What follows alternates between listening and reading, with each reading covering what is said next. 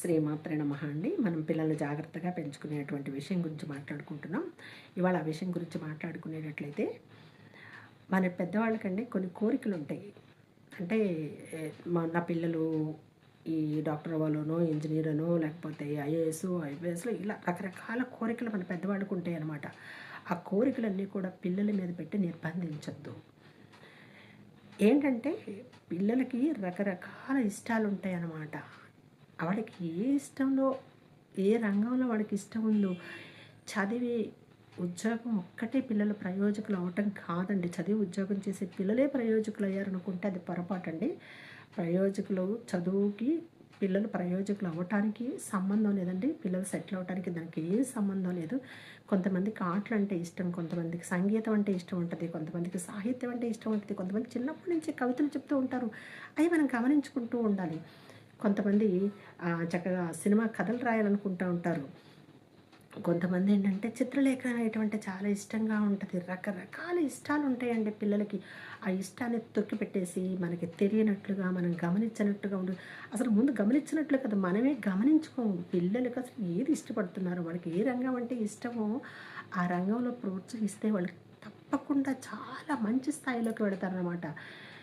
ఈ చదివి ఉద్యోగం చేయటం ఒక్కటే వాళ్ళ జీవితం స్థిరమైనట్టు, అదే గొప్ప, అదే వాళ్ళకి జీవితాన్ని ఇస్తనుకోవద్దు. వాళ్ళకి ఏ రంగం ఇష్టమైతే ఆ రంగంలో మనం ప్రోత్సహించినట్లయితే వాళ్ళు చాలా మంచి స్థాయికి వెళతారనమాట. ఇప్పుడు చూడండి, ఒక్కొక్కరికి ఒక్కొక్క పని అంటే ఇష్టం.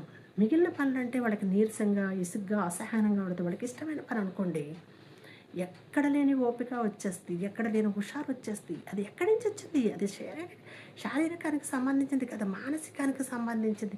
మనకిష్టమైన పని అంటే మనం అంత ముందుగా, అంత సంతోషంగా, అంత ఆనందంగా చేస్తాం. పిల్లలు కూడా అంతేనండి. వాళ్ళకి ఒక్కొక్క రంగం అంటే ఇష్టం. వాళ్ళకి ఒక 10థో, ఒక ఇంటరో, డిగ్రీనో అది నామమాత్రంగా చదువుతారు. కొందరు చదివిన తర్వాత వాళ్ళకి ఇష్టమైన రంగంలో స్థిరపడకూడదు. దాని వైపు మీరు ఆలోచన చెయ్యండి.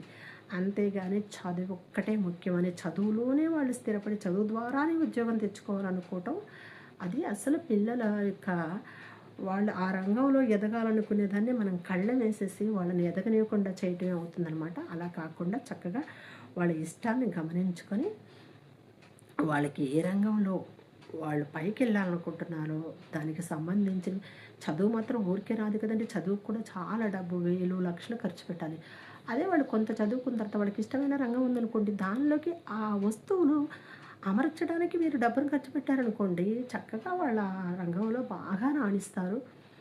ఎంతో పేరు ప్రఖ్యాతులు కూడా